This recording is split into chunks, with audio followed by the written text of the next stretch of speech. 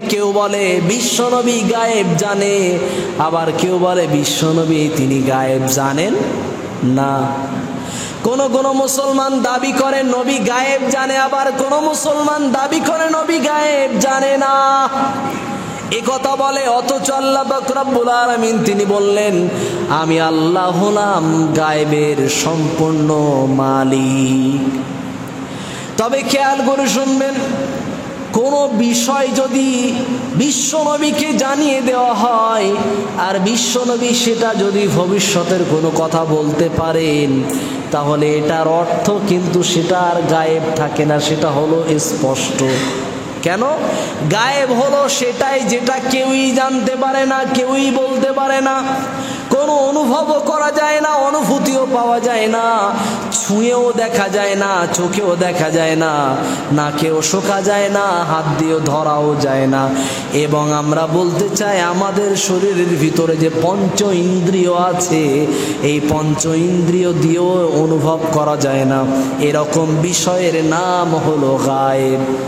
যেমন যেমন একটু খেয়াল করে দেখেন, জাহান্নামকে আমরা কখনোই কেউ দেখেছি? এটাকে গায়েব বলে। জান্নাত আমরা কখনো দেখেছি? এটাকেই গায়েব বলে। আখিরাতকে আমরা কখনোই দেখি নাই। কবরের আযাব, কবরের শান্তি, কবরের পুরস্কার আমরা কখনোই দেখি নাই, এবং এটাকে কেউ আমরা অনুভব করতে পারি না এবং কেউ বুঝতেও পারি না। এই বিষয়টাকে, এ সমস্ত বিষয়গুলো সবই হলো গায়েব, এবং ফেরেশতাদেরকে আমরা কখনোই চোখেও দেখি না অথচ বিশ্বাস করি, এগুলো হলো গায়েব। এবং আল্লাহ পাক রব্বুল আলামিন সমস্ত গায়েবের ওপরে তিনি মালিকানা নিয়ে রেখেছেন। সেই আল্লাহ পাক রব্বুল আলামিন তিনি বললেন আমি হলাম গায়েবের মালিক। বিশ্বনবী তিনি গায়েব জানতেন না, তবে কোনো বিষয় তিনি যদি বলতে পারতেন, চোখে দেখার বাইরে কোনো খবর তিনি যদি বলতে পারতেন, সেটা কেমন? আল্লাহর রাসূল কারীম সাল্লাল্লাহু আলাইহি ওয়াসাল্লাম তিনি হেঁটে হেঁটে যাচ্ছেন, এমন সময় তিনি দেখতে পেলেন সামনে একটি কবর। ওই কবরের উপরে তিনি একটি খেজুর গাছের ডাল ভেঙে নিয়ে ওই কবরের উপরে তিনি পুঁতে দিলেন। এই পুঁতে দেওয়ার পরে সাহাবায়ে কেরামরা বিশ্বনবীকে জিজ্ঞাসা করে, ইয়া রাসূলুল্লাহ, আপনি এই কবরের উপরে খেজুর গাছের ডাল কেন আপনি পুঁতে দিলেন? আল্লাহর রাসূল তিনি বললেন, এই কবরের ভিতরে একটু একটু ন্যূনতম সামান্য সামান্য আযাব হয়, এই আযাব থেকে সেই ব্যক্তিটা মুক্ত পাবে। এই গাছটাকে, গাছের ডালটাকে আমি সেখানে পুঁতে দিয়েছি, এই গাছের ডালটা যতদিন শক্ত এবং জীবিত থাকবে ততদিন এই গাছের ডালটা আল্লাহর জিকির করবে। ওই জিকিরের কারণে ওই কবরের ব্যক্তি কবরের আযাব থেকে মাপ পেয়ে যাবে। এটা বিশ্বনবী পুরো জীবনের ভিতরে একবার তিনি করেছেন, পুরো জীবনের ভিতরে তিনি একবার করেছেন। সাহাবায়ে কেরামরাও এই ঘটনা আর দ্বিতীয়বার করেছেন, এই মর্মে কোনো রকম প্রমাণ পাওয়া যায় না। বিশ্বনবী তিনি করেছেন। তাই অনেক মাসলাকের অনেক ভাইয়েরা, আমাদের মুসলমান ভাইয়েরা, অনেক মুসলমানেরা তারা কি করেন, কবরস্থ করার পরে সেই কবরের ওপরে খেজুর গাছের ডাল পুঁতে দেয়। আছে না? আছে না? নাই? আছে। এটা হাদিসে আছে। তবে এই হাদিস বর্তমান সময়ে পালন করা যাবে কিনা সেটা নিয়ে মতানৈক্য আছে। তাই আমি আপনাকে বলতে চাই, মতানৈক্যের দিকে এগিয়ে যাব না। তবে এখনকার বর্তমান সময়ের সৌদি উলামা বোর্ড থেকে বলা হয়, বর্তমান সময়ের যে সমস্ত মুহাদ্দিস আছেন, বিচক্ষণ মুহাদ্দিস, যেমন বর্তমান সময়ে একজন ফতোয়াবিদ আছেন, তার নাম হলো আব্দুর রহমান আস-সুদাইস। তিনি ফতোয়া দিয়েছেন কবরে বর্তমান সময়ে খেজুর গাছের ডাল পোতা যাবে না। কেন? কারণ আল্লাহর রাসূলকে জানানো হয়েছিল এই কবরটার ভিতরে আযাব হচ্ছে, বিশ্বনবীকে জানানো হয়েছিল বিধায় বিশ্বনবী ওই কবরের আযাবটাকে কমানোর ব্যবস্থা করার জন্য বিশ্বনবী খেজুর গাছের ডাল ভেঙে তিনি পুঁতে দিয়েছিলেন। আমি আপনাকে বলতে চাই মুসলমান, আপনি যে কবরে ডাল পুঁতেছেন এটার যুক্তি কি এটা নয়? খেজুর গাছের ডাল আপনি পুঁতে দিচ্ছেন, এটার যুক্তি কি এটা নয়? এই কবরের ভিতরে আযাব হচ্ছে, এটা কি হতে পারে না? আল্লাহর রাসূলকে তো জানানো হয়েছিল, তাই আল্লাহর রাসূল তিনি পুঁতে দিয়েছিলেন। আপনাকে তো জানানো হয়নি যে এই কবরে আযাব হচ্ছে আর এই কবরে হচ্ছে না, আপনি তো জানেন না। বিধায় অতএব আমরা সকলেই এই কাজ থেকে আমরা বিরত থাকার চেষ্টা করব ইনশাআল্লাহ। আল্লাহ পাক রব্বুল আলামিন তিনি বললেন আমি অদৃশ্যের খবর জানি। তাহলে কবরের ভিতরের যে আযাব হচ্ছিল এটা নিয়ে বিশ্বনবী তিনি জানতে পেরেছিলেন, সেটা জানিয়েছিলেন কে? সেটা জানিয়েছিলেন আল্লাহ, তাই বিশ্বনবী তিনি বুঝতে পেরেছিলেন। আল্লাহ পাক রব্বুল আলামিন এটাও তিনি জানালেন, ইন হুয়া ইল্লা ওয়াহিয়ুন ইউহা وما ينطق عن الهوى إن هو إلا وحي يوحى। আমার নবী কখনোই কোনো সময়ের জন্য কোনো কথা নিজের প্রবৃত্তি থেকে, নিজের ইচ্ছা থেকে কোনো কথা বানিয়ে বলেন না। ওয়ামা ইয়ানতিকু আনিল হাওয়া, নবী নিজের ইচ্ছা থেকে কোনো কথা বানিয়ে বলেন না। তবে নবী যেই কথাটা বলেন সেই কথাটা হলো আল্লাহর কাছ থেকে ওহী আসার কথা। তাই বিশ্বনবী যে কবরের আযাবের কথা তিনি যে স্পষ্ট করেছিলেন ওটা আল্লাহ জানিয়েছিলেন, তাই নবী এই কাজ করেছিলেন। আমি আপনার কাছে বলতে চাই, আল্লাহ তিনি গায়েবের খবর জানেন। এই খবর জানার পরে আল্লাহ তিনিও আছেন গায়েবের মধ্যে। এই গায়েবের প্রতি বিশ্বাস রাখতে হবে। 2 নাম্বার, আমাদের সকলকে দায়িত্ব নিয়ে একটা কাজ করতে হবে। সেই কাজটা কি? ওয়ায়ুকিমুনাস সালাহ। 2 নাম্বার হলো নামাজ কায়েম করা লাগবে। আমরা নামাজ কায়েম করতে হবে। আল্লাহ বলেন ওয়ায়ুকিমুনাস সালাতা, তোমরা সকলেই নামাজ কায়েম করবে। আমরা যারা রোজা রাখি, ভাইদের উদ্দেশ্যে বলছি, বোনদের উদ্দেশ্যেও বলছি, আমরা কি সঠিকভাবে নামাজ পড়ি সকলেই? বহু মানুষ আমাদের আছে ফজরের সময়ে মাত্র 1 কাতার পরিপূর্ণ হয় কিনা সন্দেহ আছে। বহু মসজিদের সমীক্ষা পাওয়া যাবে বর্তমান সময়ে, সেই গ্রামের ঈদের দিনের মুসল্লি সংখ্যা 1,500, অথচ ফজরের সময়ের মুসল্লি 30 জনও পার হয় না। বহু মসজিদ পাওয়া যাবে, মসজিদের ঈদের নামাজের মুসল্লি সংখ্যা হলো 350 থেকে 400, অথচ নামাজের কাতারের ভিতরে 20 জন থেকে 25 জন হয় না। এই কথা কেন বলেছি?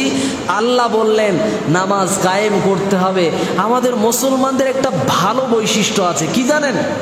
আল্লাহ যেটা হালাল করেছে মুসলমানরা সেটা হারাম করেছে, আল্লাহ যেটা হারাম করেছে মুসলমানরা সেটাকে হালাল বানিয়েছে। কেন কেন কেন বললাম এই কথা? অনেকে বলবে মাওলানা সাহেব জোরপূর্বক এই কথা বলছে। আমি আপনাকে একটু বলি, বিশ্বনবীর সুন্নাহ দাড়ি রাখা, মুসলমানরা বেশি দাড়ি কাটে না রাখে? কাটে বেশি না ভাই, কাটে কেন? এর মূলত শয়তানের যুক্তি একটা, কি জানেন? নবী যদি দাড়ি ছাড়তেন মুসলমানরা, আল্লাহর কসম করে বলছি এ কথাই সত্য, এ কথা বাস্তবেই ঘটতো, মুসলমানরা সবাই যদি নবী দাড়ি ছাড়তেন, নাউজুবিল্লাহ, নবী তো করবেন না, যদি নবী দাড়ি কাটতেন মুসলমানের বাচ্চারা সবাই দাড়ি রেখে দিত। এটাই বাস্তব কথা। নবী 5 ওয়াক্ত নামাজ পড়ার কথা শিখিয়েছেন, কিন্তু মুসলমানরা নামাজটাকে হারাম করে রেখেছে। নবী যদি নামাজটাকে হারাম করত, মুসলমানরা কি করত? মসজিদে নামাজ পড়ার জন্য ভিড় জমিয়ে দিত। এটাই বাস্তব কথা। আপনি দেখেন, ইসলাম যেটাকে হালাল করেছে, ইসলাম যেটাকে ইবাদত বানিয়েছে, মুসলমানরা সেটাকে বর্জন করে দিয়েছে। মুসলমান দুধ বিক্রি করে কি খায়? মদ খায়। এই মুসলমানরাই পার্টি করার জন্য কি করে? বিভিন্ন রকম রাজনীতি করার জন্য কি করে? যেই পার্টি 500 টাকা দেয়, ঘুষ দেয়, এরা ঘুষ খায়। বিশ্বনবী হারাম করেছে ঘুষ খাওয়া, এরা ঘুষ খায়। 2000 টাকার জন্য বিক্রি হয়ে যায়। আমি আপনাকে বলেছি, নবী যদি ঘুষ খেতেন, এরা জীবনে ঘুষ খেত না। এটা বাস্তব, এটাই মিলিত কথা। বিশ্বনবী যেটা করেছেন সেই কাজ থেকে এরা বিরত হয়েছে। আমি আপনাকে বলতে চাইছিলাম, বিশ্বনবীর সুন্নাহ হলো মধু খাওয়া। আমরা মুসলমানরা কয়জনের বাড়িতে মধু আছে একটু বলেন তো? আমরা বলি ওইটা তো কোনো মূল সাবজেক্ট না। জি না, মূল সাবজেক্ট না, কিন্তু আমরা হরলিক্সের জন্য আমাদের স্ত্রীরা ঝগড়া করে, মাদার হরলিক্সের জন্য ঝগড়া করে, কমপ্লেন খাওয়ার জন্য ঝগড়া করে, কিন্তু একবারে ফল ফলাদি ন্যাচারাল প্রাকৃতিক নিয়মে আল্লাহ যেটা দিয়েছেন, যার ভিতরে বরকত আছে, এটার জন্য আমাদের ভিতরে মহাব্বত নাই। বিশ্বনবী লাউ খেতে পছন্দ করতেন, বিশ্বনবী রুটি খেতে পছন্দ করতেন, বিশ্বনবী তিনি গোশত খেতেন কিন্তু নিয়ম অনুপাতে। আর আমরা ইমাম সাহেবদেরকে গোশ খাইয়ে খাইয়ে বুড়িটাকে এইরকম বানিয়ে দিয়েছি। আবার আমরা এই কথাই বলি, আমরা সকলে এই কথা মনেও করি এই কথা, সেটা কি একদিন বছর 3 মাস পরে, 10 মাস পরে, 7 মাস পরে আমার বাড়িতে পালি পড়েছে, একটু গোশ না দিলে কি মান সম্মান যায়? মান সম্মান কি থাকে? এ তো খারাপ দেখায় না? জি না, তিনি বলেছেন শাক সবজি দিতে, আপনি জোর করে দেন না তাকে, তিনি যেটা দাবি করেন সেটা তাকে দেন। কেন? কারণ খাবারের রুচি হলো নিজের ব্যক্তিগত ব্যাপার। এই খাবার রিচ খাওয়ার পরে, রিচ খাবার গ্রহণ করে করে বর্তমান সময়ের বহু আলেমদের ভিতরে হৃদরোগে ভুগছে। আবারও আসি মূল কথায়, আল্লাহ বলেছেন আমাদের ভিতরে বৈশিষ্ট্য থাকা লাগবে, সেটার নাম ওয়ায়ুকিমুনাস সালাহ, নামাজ কায়েম করতে হবে। এই নামাজ কায়েমকারীদের বৈশিষ্ট্য হতে হবে এমন, এরা হতে হবে নবীকে মহাব্বত করনেওয়ালা। নবীকে যদি মহাব্বত করতে পারি তাহলে নামাজ কায়েম করা সম্ভব, নচেত হবে না। আমাদের নামাজিদের ভিতরে বহু নামাজি এমন আছে, লোককে দেখে দেখে নামাজ পড়ে। সবাই নামাজ পড়ে তাই ওই দেখে দেখেই নামাজ চালিয়ে দেয়। বহু নামাজি আছে যিনি তাশাহুদও জানে না, দরুদ ইব্রাহিমও জানে না, দোয়া মাসুরা এই শব্দটাও বোঝে না। দোয়া মাসুরা যে কোন দোয়া, ওই দোয়াটা যে কি দোয়া আছে ওটুকুও জানে না। সূরাতুল ইখলাস নাম বলার পরে যদি বলা হয় সূরাতুল ইখলাসটা বলেন তো, ও বলতে পারে না। কারণ কি? ও জানে সূরাতুল ইখলাস নামে কি জিনিস আছে, হালুয়া না সূরা না দোয়া, কিছুই জানে না। ও জানে কুলুস সূরা। কি জানে? কুলুস সূরা। সূরাতুল ফাতিহা বহু মুসলমান এই নামটা জানে না, তারা বলে আলহামদুস সূরা, জানেই না। তাই আমি এই কথার উত্তরে আমি বলতে চেয়েছি, বহু মুসলমান আছে যারা দোয়া কালাম জানেই না, সবাই যেভাবে প্র্যাকটিক্যালি নামাজ পড়ে ও ওইভাবে দেখে দেখে চালিয়ে যায়। এই রকম মুসল্লির বাড়িতে একজন বিআই মহাশয় এসেছেন। আসার পরেও মান সম্মান বাঁচানোর জন্য বিআই মহাশয়ের সঙ্গে মাগরিবের নামাজে মসজিদে হাজির হয়েছে। হাজির হওয়ার পরে ও বাড়ি থেকে আসার সময় স্ত্রীকে বলছে, এই যে শোনো, আমি তো নামাজ পড়তে জানি না, কি করি বলো তো, বেই তো এসে গেছে, বিআই মহাশয় তো নামাজ পড়তে যাচ্ছে, তা আমি কি করে নামাজ পড়ব? ওর স্ত্রী তখন বাড়ি থেকে বলে দিয়েছে, সবাই যেভাবে পড়ে দেখে দেখে তুমিও চালিয়ে দেবে। স্ত্রী শিখিয়ে দিয়েছে। এই বুদ্ধি নিয়ে ও তখন মসজিদে আসার পরে এবারে তখন বিআই মহাশয়কে দেখে দেখে ওযু তো করে নিয়েছে, সমস্যা তো সমাধান হয়ে গেছে। এবারে মসজিদে এসে দাঁড়িয়ে গেছে নামাজের কাতারে, মাথায় টুপিটা দেওয়া হয়নি। কি টুপি দেওয়া হয়নি। পিছন থেকে একজন মুসল্লি এসে ওর পাশে দাঁড়িয়েছে। দাঁড়ানোর পরে ও নামাজে দাঁড়িয়ে গেছে, হাতও বাঁধা হয়ে গেছে। এখন হাত বাঁধার পরে তো আর কথা বলা যাবে না, ঠিক না? কথা তো আর বলতে পারছে না। এ মুসল্লি তখন একটু অতিরিক্ত চালাক ছিল, বুদ্ধিমান ছিল। ও তখন কি করলো, ইশারা ইঙ্গিতে মনে হয় চালানো যায়। ও তখন যে নামাজ লোকের দেখে দেখে চালায়, ওর গায়ে জোরে একটা গুঁতো মেরে বলেছে, তোর মাথায় টুপি নেই, এইটা বোঝাতে চেয়েছে। এখন এ তখন ভেবেছে কি, বাড়ি থেকে শিখে এসেছে কি, সবাই যেভাবে চালায় তুমি ওইভাবে চালিয়ে দেবে। ওর পাশে ছিল কে? বিআই মহাশয়। ওর মেরেছে ডান দিকে, বাম দিকে জোরে গুঁতো মেরেছে। বিআই মহাশয় গিয়েছে উল্টে পড়ে। বিআই মহাশয় কোনো রকম নামাজটাকে শেষ করে নিয়ে নামাজের পরে গিয়ে বলছে, বিআই মহাশয় কি ব্যাপার, এত জোরে গুঁতো দিলে কেন? বলছে, কেন এটা নামাজের নিয়ম না। কথা কি বুঝতে পেরেছেন? বর্তমান সময়ে এই গুতোগুতি হয়তো হয়নি, কিন্তু আমাদের সমাজের ভিতরে টুপি নিয়েও ঝগড়া আছে। কেউ গোল টুপি, কেউ লম্বা টুপি, কেউ খাটো টুপি, কেউ জাল টুপি, কেউ নৌকা টুপি, কেউ লম্বা পাঞ্জাবি, কেউ চেরা পাঞ্জাবি। এই নিয়েও দলবাজি আমাদের সমাজের ভিতর আছে না নাই? আছে। বহু মুসলমান এরকম কথা বলে, এই টুপির দল হলো ওইটা, ওই টুপির দল হলো ওইটা।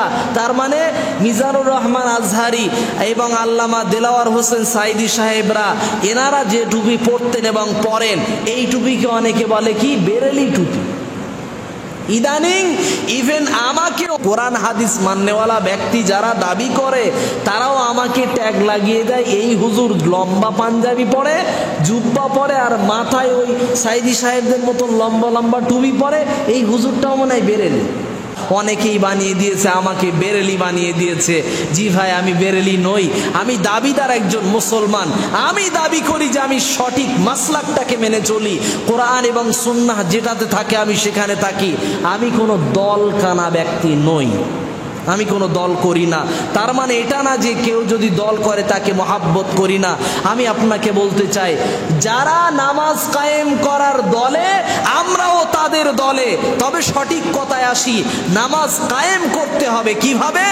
সল্লু, নামাজ ওইভাবে পড়ো, কামা রাআইতুমুনি উসাল্লি, বিশ্বনবীকে যেভাবে নামাজ পড়তে দেখো ওইভাবেই নামাজ পড়ো। এখন নামাজ পড়তে গেলে নামাজের ভিতরে থাকতে হবে খুশু খুজু, নামাজের ভিতরে থাকতে হবে একটা শান্তিপূর্ণভাবে থাকতে হবে। পা চুলকালে আমরা চুলকাই, মাথা চুলকালে আমরা মাথা চুলকাই, পিছনে চুলকালেও আমরা চুলকাই, অথচ নামাজের ভিতরে কোনো ধ্যানই আমাদের নাই। কেন? নামাজের লাভ, নামাজের ফজিলত, নামাজের গুণ বৈশিষ্ট্য ভালো কিছু যদি আমরা জানতে পারতাম, তাহলে আমরা নামাজকে গুরুত্ব দিতাম। আসি আমরা নামাজের লাভটা কি হবে।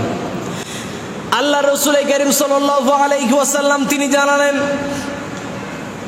যেই ব্যক্তি মিসওয়াক করার পরে যেই ব্যক্তি নামাজ পড়বে, ওই ব্যক্তির জন্য আল্লাহ পাক রব্বুল আলামিন তিনি রেখেছেন 27 থেকে 30 গুণ নেকি বেশি।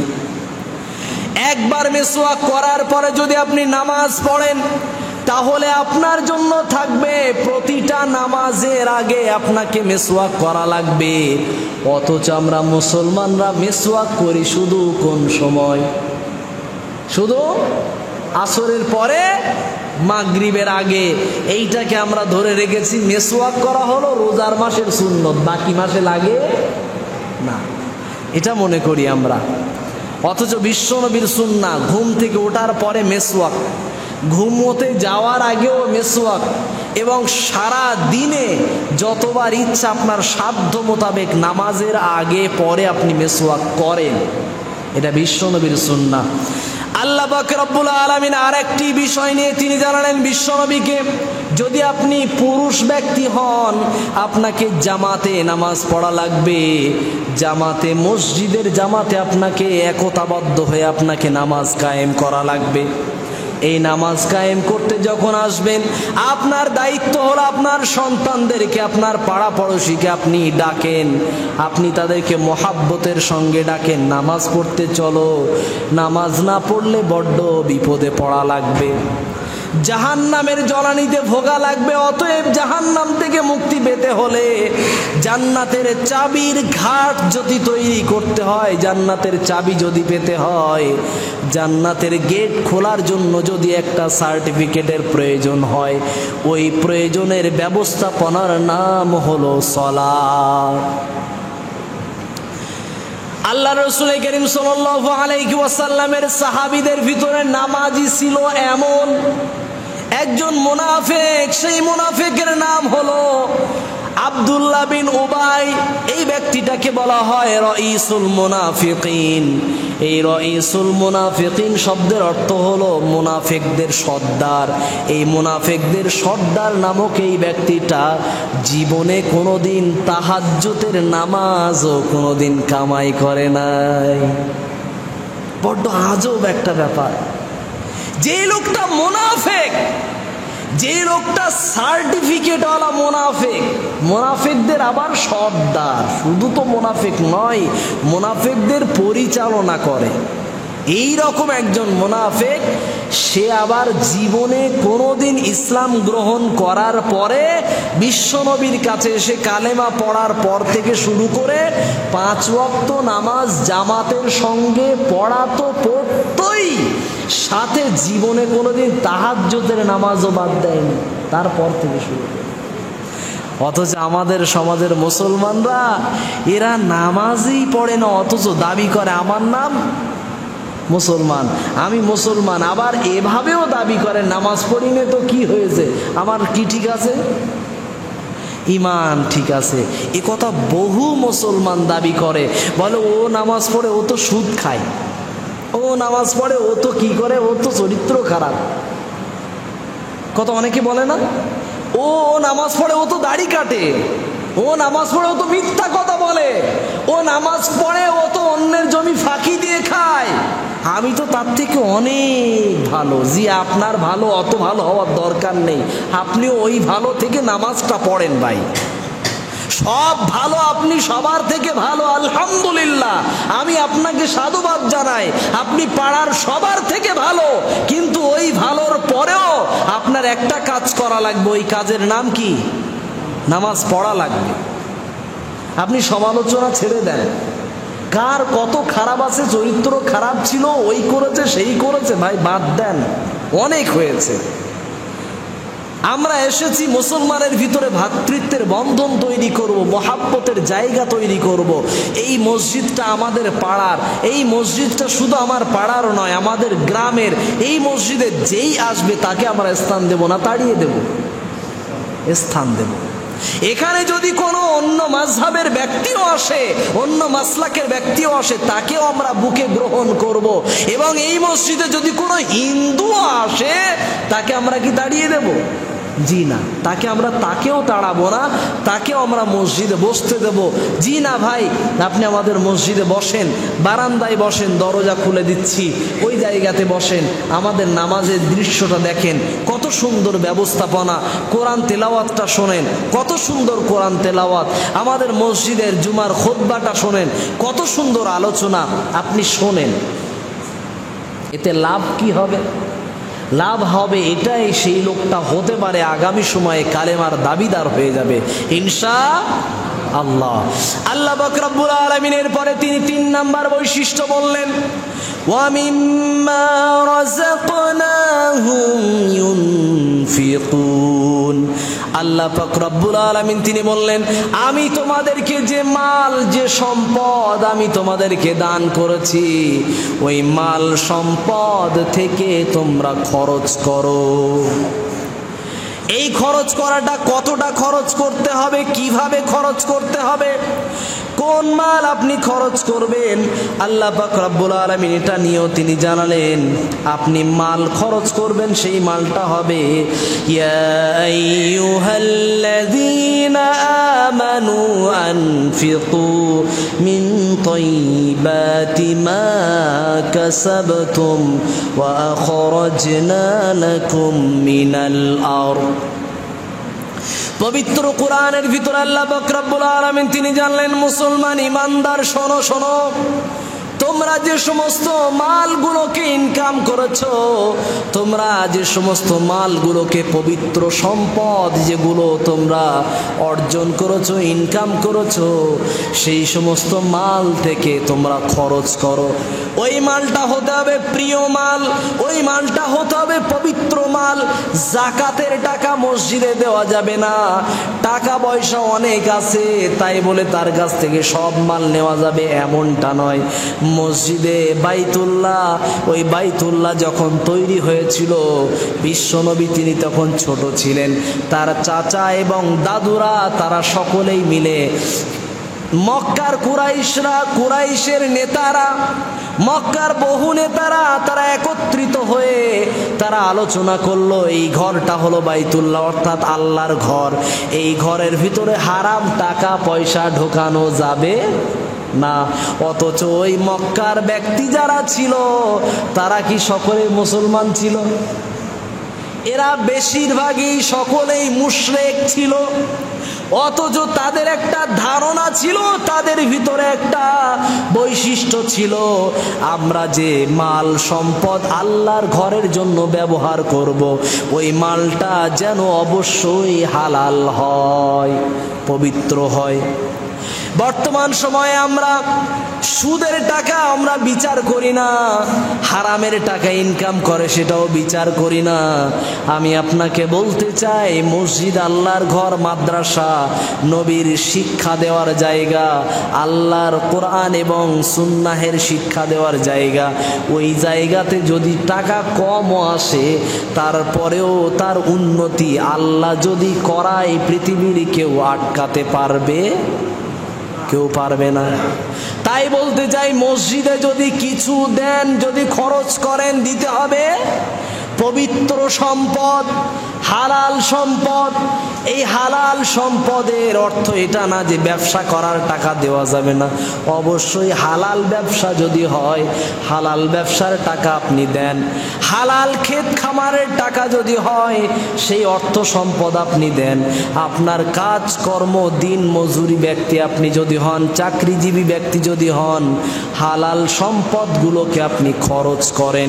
এই হালাল সম্পদ দিয়েছেন হলেন আল্লাহ।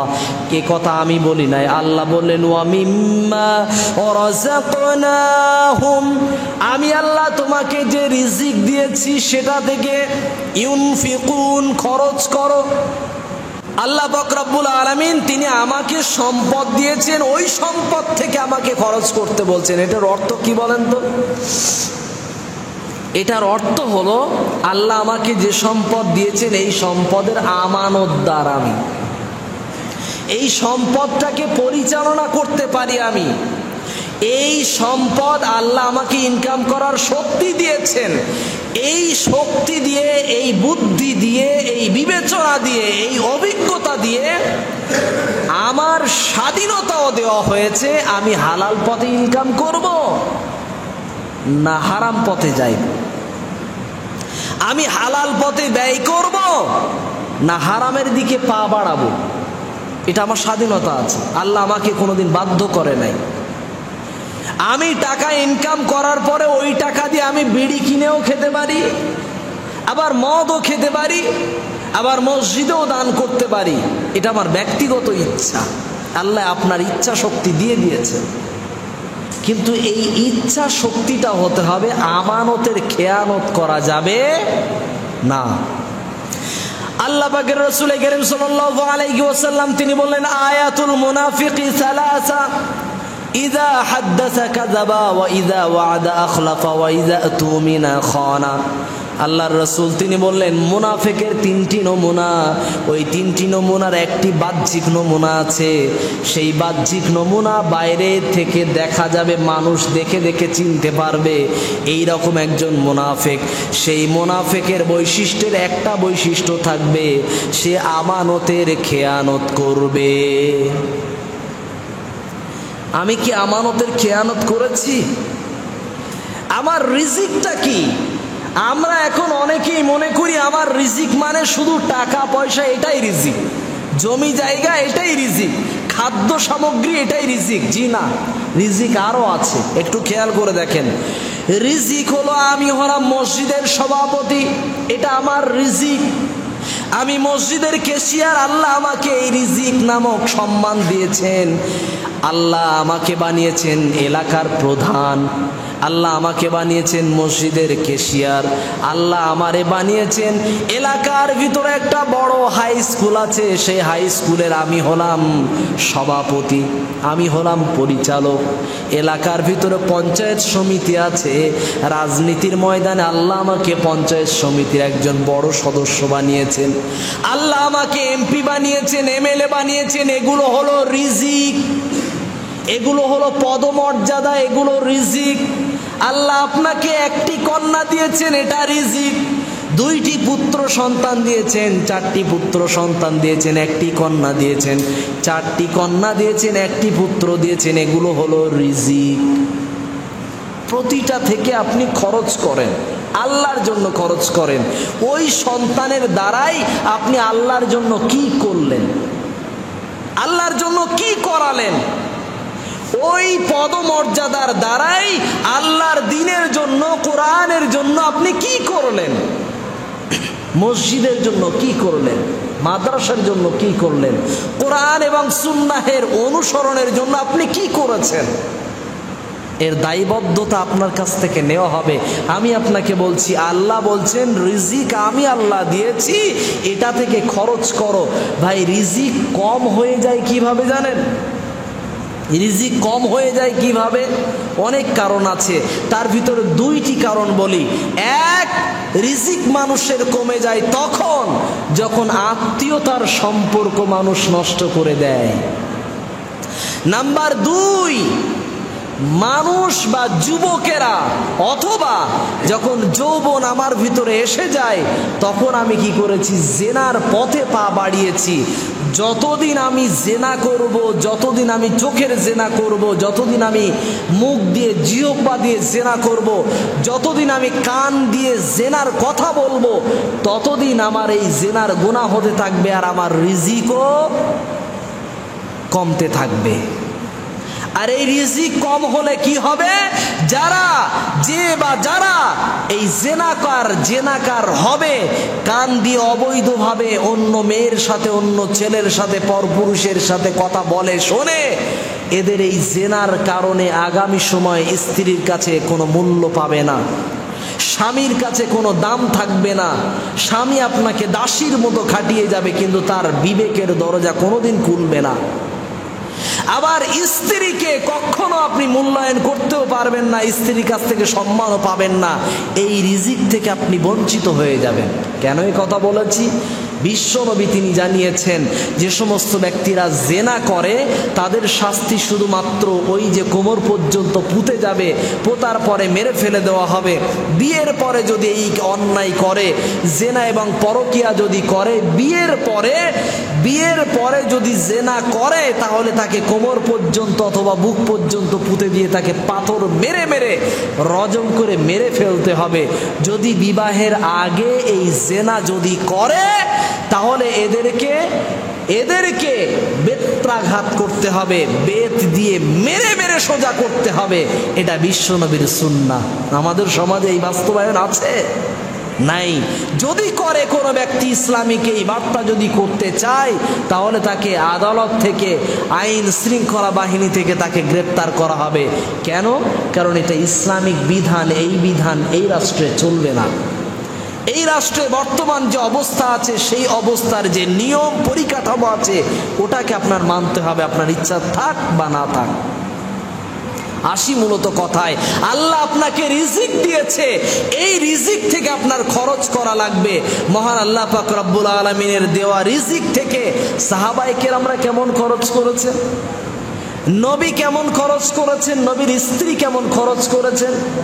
খাদিজাতুল কুবরা তিনি যখন ইসলাম গ্রহণ করেছেন, বিশ্বনবীর সাথে যখন বিবাহ করেছেন, তিনি বললেন, এই মক্কার ভিতরে যদি 10 জন 20 জনের ভিতরে কম বেশি ব্যবসায়ী আছে, সব থেকে বড় ব্যবসায়ী এই 10 জনের মতো বড় ব্যবসায়ীর ভিতরে খাদিজাতুল কুবরা রাদিয়াল্লাহু আনহা, তিনিও একজন বড় বিত্তশালী একজন ব্যবসায়ী।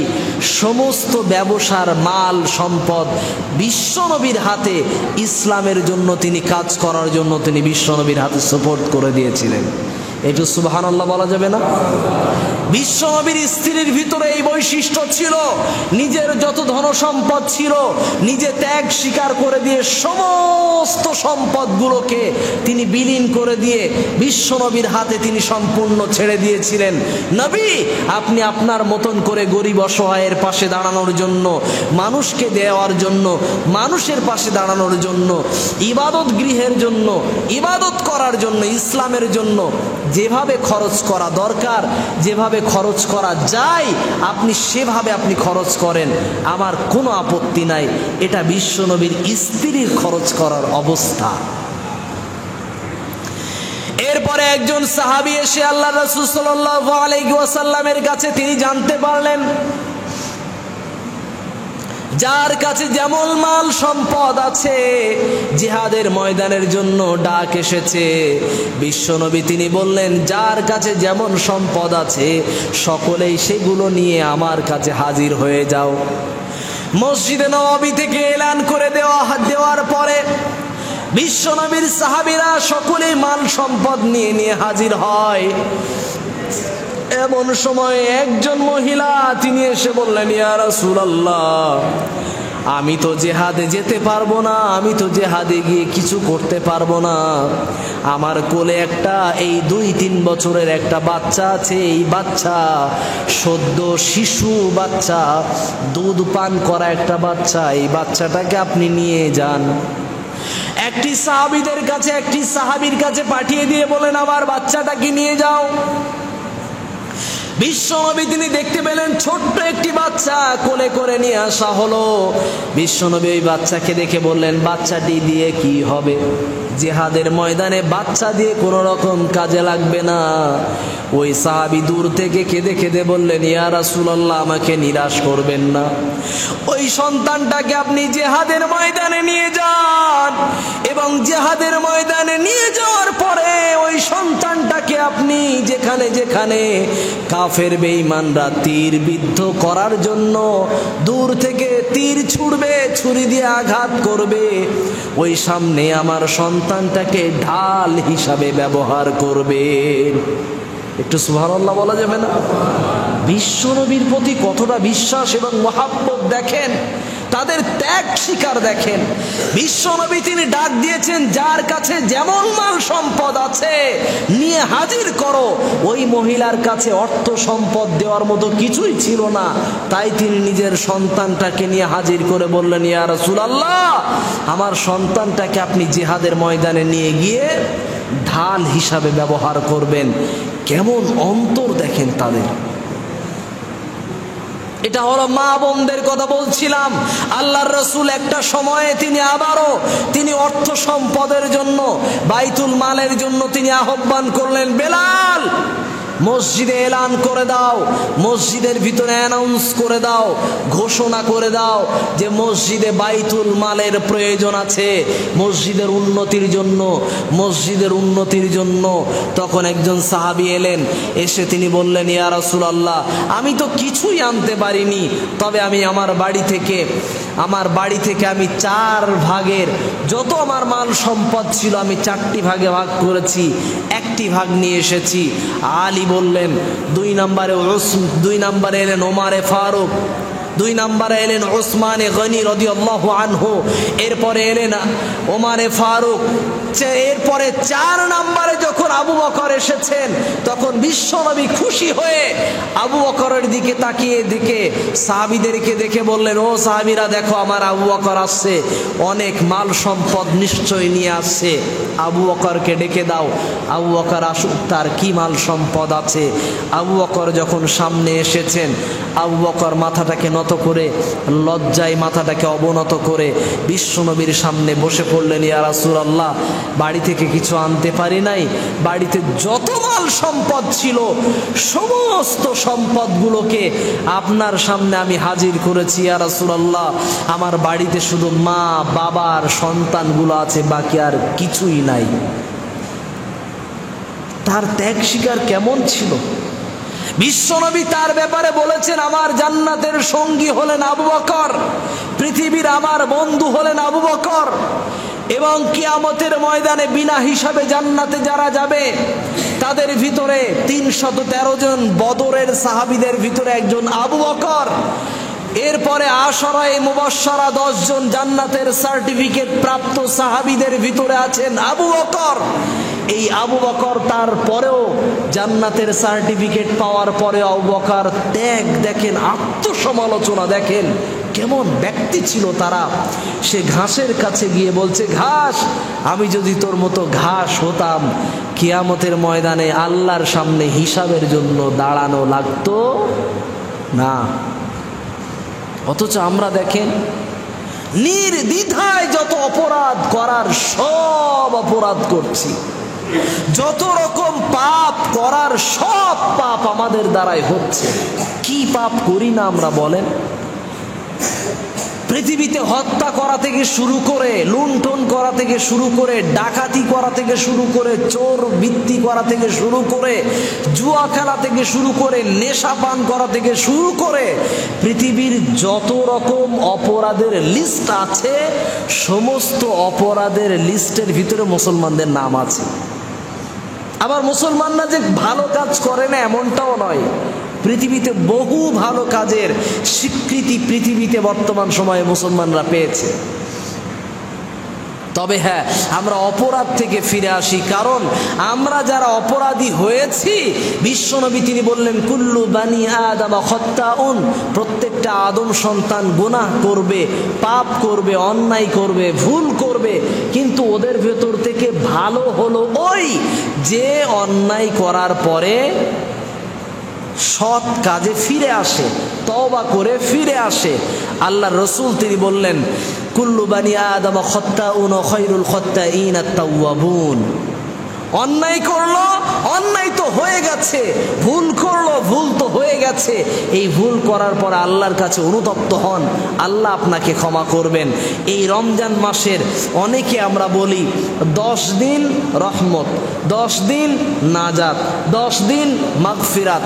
জি না, আমি আপনাকে বলছি 10 দিন নয়, পুরো মাসটাই রহমত, পুরো মাসটার ভিতরেই আল্লাহ নাজাত দেন। পুরো 29 বা 30 দিন রমজান মাসের পুরোটাই আল্লাহ রহমত প্রেরণ করেন, নাজাত প্রেরণ করেন, আবার মাগফিরাতও দেন, আল্লাহ ক্ষমাও করেন। আল্লাহ পাক রব্বুল আলামিন তিনি বলছেন, তোমার যদি কিছু চাওয়ার প্রয়োজন হয়, যদি ক্ষমা চাওয়ারও প্রয়োজন হয়, মাল সম্পদও যদি চাওয়ার প্রয়োজন হয়, সেই মাল সম্পদ এবং ক্ষমা চাওয়াটাও আল্লাহর কাছেই চাও। কারণ আল্লাহ পাক রব্বুল আলামিন তিনি বলছেন উদউনি আস্তাজিব লাকুম, বান্দা আমাকে ডেকে দেখো, আমি আল্লাহ কবুল করবই করব। একটু বলবো না সুবহানাল্লাহ?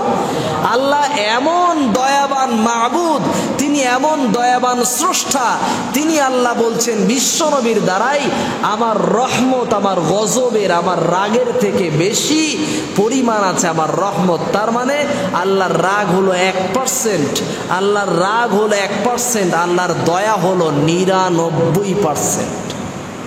একটু বলবো না আল্লাহু আকবার? সেই মহান মাবুদ হলেন আল্লাহ। সেই আল্লাহর কাছে যদি আমরা ক্ষমা চাই, আল্লাহ ক্ষমা করবেন। আসি মূল আরেকটি কথায়, সেটা হলো আমরা যদি দান করতে চাই কিভাবে করব। এই দান করার পদ্ধতি এবং প্রসেস বিশ্বনবী তিনি শিখিয়েছেন। ইদা মাতাল ইনসান, মানুষ যখন মৃত্যুবরণ করে তার সমস্ত নেকি যাওয়ার রাস্তা বন্ধ হয়ে যায়। নিয়াত করতে হবে কিভাবে? দান করবেন মায়ের নামে, দান করবেন বাবার নামে, মৃত মায়ের নামে, মৃত বাবার নামে, মৃত দাদার নামে, মৃত দাদুর নামে। দান করবেন মৃত স্বামীর নামে, মৃত স্ত্রীর নামে। দান করবেন বোনের নামে, ভাইয়ের নামে। এবারে আসি, পৃথিবীতে যারা জীবিত আছে তাদের নামেও দান করবেন, পরিবারের নামেও দান করবেন। নিজের পরিবারের ভিতরে যদি গজব আসছে, শাস্তি আসছে, আপনি বুঝতেই পারছেন না এত বালা মুসিবত কেন আসছে। এই বালা মুসিবত থেকে অনাকাঙ্ক্ষিত কোনো আশাও করেননি, কিন্তু হঠাৎ করে আপনার কোনো রকম এরকম বিষয়ই ভাবনা চিন্তার ভিতরে ছিল না, হঠাৎ আপনার অ্যাক্সিডেন্ট, হঠাৎ আপনার স্ট্রোক হয়েছে, ব্রেন স্ট্রোক করেছে, হার্ট অ্যাটাক করেছে। এগুলো কেন হচ্ছে বাড়ির ভিতরে? এই অনাকাঙ্ক্ষিত, আশা করেন নাই কিন্তু হয়ে গেছে, ঘটে যাচ্ছে। এই বিপদ এসে দাঁড়িয়ে যাচ্ছে, হঠাৎ হাই সুগার হয়ে গেল, হাই প্রেশার এসে দাঁড়িয়ে যাচ্ছে। কেন আসছে? এই বিপদ থেকে মুক্তি পাওয়ার জন্য আপনি ডাক্তারের পরামর্শ নিয়েছেন, ঔষধ খাচ্ছেন, কিন্তু যিনি শেফা দেবেন, যিনি ঔষধকে কাজ করাবেন, তার কাছে কি দয়া ভিক্ষা চেয়েছেন? আমি কি চেয়েছি? আমরা কি চেয়েছি? যদি না চাই, অনুতপ্ত হই, আল্লাহর কাছে আগে ভিক্ষা চাই। আল্লাহই বললেন, তোমরা যদি চাও আমি আল্লাহ দিতে দেরি করি না। কারণ আল্লাহ পাক রব্বুল আলামিন তিনি বলছেন, বান্দা তুমি আমাকে ডাকো, আমি আল্লাহ কবুল করব। এখানে একটা কথা দেখেন, আল্লাহ বলছেন, আরেকটি আয়াতে আল্লাহ বললেন, আমি আল্লাহ কবুল করব যখন বান্দা ডাকবে। আল্লাহ প্রথমে আগে বললেন, আমি আল্লাহ কবুল করব বান্দা যখন আমাকে ডাকবে। এ কথার অর্থ কি বলেন তো? মানুষের কাছে বুঝিয়ে বুঝিয়ে বলতে হয়, তারপরে মানুষ সেটাকে নিজে স্যাটিসফাইড হয়, নিজে চিন্তা ভাবনা করে দেখে যে একে টাকা পয়সা ধার দেওয়া যাবে কিনা, সে নিজে আবার সিদ্ধান্ত গ্রহণ করে, তারপরে গিয়ে আপনাকে টাকা দেয়। কিন্তু আল্লাহ আপনার আশায় বসে থাকে, বান্দা অন্যায় করেছে, ভুল করেছে, ওই বান্দা কখন আমার কাছে আমাকে ডাকবে ভুল করার পরে, কখন ওই বান্দা অনুতপ্ত হয়ে আমার কাছে ভিক্ষা চাইবে, আমি আল্লাহ তাকে সরাসরি ক্ষমা করে দেব। এটা আল্লাহর বৈশিষ্ট্য। তাই আসি আল্লাহর দরজায় আসি। আমরা সকলেই পৃথিবীর যত দরজা আছে সমস্ত দরজা থেকে যদি আমরা বিমুখ হয়ে যাই, তারপরে আল্লাহর দরজা বন্ধ হয় না। আল্লাহ পাক রব্বুল আলামিন এত ক্ষমা করেন, এত ক্ষমা করেন। আল্লাহ রাসূল সাল্লাল্লাহু আলাইহি ওয়াসাল্লাম তিনি বলছেন, মুসা নবীর সময়ে বৃষ্টি হচ্ছে না, একদম খরা সময়। এই যে গরমকাল আসছে, আমাদের কাছে যখন বৃষ্টি হয় না, তখন আমাদের চাষে ক্ষতি হয়, ব্যবসায় ক্ষতি হয়, আমাদের ক্ষেত খামারে ক্ষতি হয়। তখন আমরা বারবার হুজুরদের কাছেও বলি, হুজুর একটু জুমার খুতবার ভিতরে দোয়া করে দেন, অথবা নামাজে একটু দোয়া করেন, অথবা হাত তুলে একটু দোয়া করেন, অথবা একটু মাঠে গিয়ে আমরা সকলে নামাজ পড়ে আল্লাহর কাছে কান্নাকাটি করি, আল্লাহ যেন আল্লাহ যেন আমাদের দোয়া কবুল করে যেন বৃষ্টি দেন। এটা আমরা করে থাকি। এরকম বৃষ্টি হচ্ছিল না নবী মুসা আলাইহিস সালাতু ওয়াস সালামের সময়। নবী মুসা আলাইহিস সালাতু ওয়াস সালাম যখন তিনি এই বৃষ্টি না হওয়ার কবলে যখন পড়লেন, তার উম্মতরা সকলেই বলল, নবী মুসা আপনি তো নবী, আপনি আল্লাহর কাছে দোয়া করেন, আল্লাহর কাছে দোয়া করার পরে আল্লাহ যেন আমাদের ওপরে বৃষ্টি ফেলে, বৃষ্টি যেন বর্ষণ করে, আপনি একটু আল্লাহর কাছে দয়া ভিক্ষা চান। নবী মুসা তিনি বললেন, সকলকে আমার সাথে জামাতে আসতে হবে, এই জামাতে এসে সকলেই মিলে আমরা একসাথে আল্লাহর কাছে দোয়া করব। এই কথা শোনার পরে নবী মুসার উম্মতরা, নবী মুসার সহচর যারা ছিল, তারা সকলে একত্রিত হয়ে গেল। নবী মুসা সহ সকলে এবারে আল্লাহর কাছে হাত উত্তোলন করলেন। নবী মুসার কাছে জিবরাইল আলাইহিস সালাতু ওয়াস সালাম এসে বললেন, ও নবী মুসা, আপনার দোয়া আল্লাহ এখনই কবুল করবেন না, কিন্তু আপনার এই দোয়া কবুল না করারও কারণ আছে। কেন? এই কারণটা হলো, আপনার উম্মতের ভিতরে বহু উম্মত এরকম আছে যাদের ভিতরে অন্যায় অশ্লীলতা এত বেশি আছে, আল্লাহ তাদেরকে ক্ষমা করেন নাই, আল্লাহ তাদের ওই অন্যায় জুলুমটাকে আল্লাহ ক্ষমা করেন নাই। এর জন্য ওই বান্দা যদি এর ভিতর থেকে উঠে না যায়, আল্লাহ আপনার দোয়া কবুলও করবেন না এবং বৃষ্টিও দেবেন না। এই কথা যখন বললেন, নবী মুসা বড় বিপদে পড়ে গেলেন। এবার আল্লাহর কাছে তিনি দয়া ভিক্ষা চাইলেন, রব্বুল আলামিন, আমার দোয়া যদি আপনি কবুল না করেন, আমার উম্মতরা আমাকে আবার নতুন করে তারা ষড়যন্ত্র করে আবার আমার জন্য তারা তিরস্কার করতে শুরু করতে পারে, অতএব আল্লাহ তুমি দয়া করো। এরপরে নবী মুসা তিনি আবার এবারে তিনি দোয়া করা বাদ দিয়ে এবারে উম্মতের যারা সামনে ছিল, দোয়া যারা করছিল, তাদের উদ্দেশ্যে নবী মুসা বললেন, এই আমাদের এই ভিতরে, এই সহচরদের ভিতরে যেই ব্যক্তিটা আছেন অন্যায় করেনেওয়ালা, অশ্লীল পথে জানেওয়ালা, সেই ব্যক্তিটার ওই অন্যায় জুলুমের ফলে আল্লাহ আমাদের দোয়া কবুলও করবেন না, বৃষ্টিও বর্ষণ করবেন না। সেই রকম ব্যক্তি যদি কেউ থেকে থাকো, এই মজলিস থেকে উঠে যাও। এখন এই কথা যখন বললেন, সেই ব্যক্তিটা সাথে সাথেই তখন কি বলল জানেন? তিনি এবারে আর কিছু করতে পারলেন না। সকলেই নিজেরা চিন্তায় পড়ে গেল যে কারে জানি কি বলেছে, এবং যেই কথাটা বলা হলো ওই মাত্রই সেই সময়ই সেই ব্যক্তিদের ভিতরে একজন ব্যক্তি বুঝতে পারলো এই কথাটা আমাকেই বলছে। সে তখন এবারে গোপনে আল্লাহর কাছে, মনে মনে আল্লাহর কাছে এবারে তিনি তওবা করলেন, আল্লাহর কাছে ক্ষমা চাইলেন, আল্লাহর কাছে দয়া ভিক্ষা করলেন। রব্বুল আলামিন, আপনি যদি ক্ষমা না করেন, আপনি যদি এদের সামনে যদি আমাকে মান সম্মানের থেকে যদি রক্ষা না করেন, কেউ আমাকে এই সমাজে আর থাকতে দেবে না। তিনি আল্লাহর কাছে দয়া ভিক্ষা করলেন এবং আল্লাহ পাক রব্বুল আলামিন ওই ব্যক্তিটাকে এত তওবা করলো, এত অনুনয় বিনয় করলো সে আল্লাহর কাছে, এবং খালেসভাবে সে আল্লাহর কাছে যখন তওবা করলো, আল্লাহ পাক রব্বুল আলামিন তার তওবাটাকে কবুল করে নিয়ে তাকে আবার ক্ষমাও করে নিলেন। নবী মুসার দোয়াও আল্লাহ কবুল করলেন, সাথে সাথেই ওই উম্মতের উপরে আল্লাহ বৃষ্টি বর্ষণ করে দিলেন। এটা হলো আল্লাহর দয়া। আমি আপনাকে বলতে চাইছিলাম, আপনি যদি আল্লাহর কাছে দয়া ভিক্ষা করেন, আল্লাহ আপনার উপরে দয়া বর্ষণ করবেন ইনশাআল্লাহ। আমাদের মা এবং বোন এবং আমাদের বাবা এবং চাচারা যারা কবরে চলে গেছেন, যারা কবরস্থ হয়েছেন, ওদের নামে আপনি দান করেন। দাদির নামে দেন, দাদার নামে দেন, তবে আপনি একটা জায়গা পাবেন। সেই জায়গাটা কি? যদি নিজের নামে দান করেন অবশ্যই করেন, এতে কোনো আপত্তি নাই, কোনো সমস্যা নাই। তবে সব থেকে উত্তম একটা ব্যবস্থার কথা আমি যেটা বলেছি, মৃত ব্যক্তিদের নামে দান করেন, কারণ তারা সব থেকে বড় অসহায়। তারা কবর থেকে তারা চাতক পাখির ন্যায় চেয়ে থাকে, আমার কবরে যদি, আমার মায়ের কবরে, বাবার কবরে এবং নানা নানির কবরে, দাদা দাদির কবরে যদি আযাব গজব হয়, আমরা তো জানি না।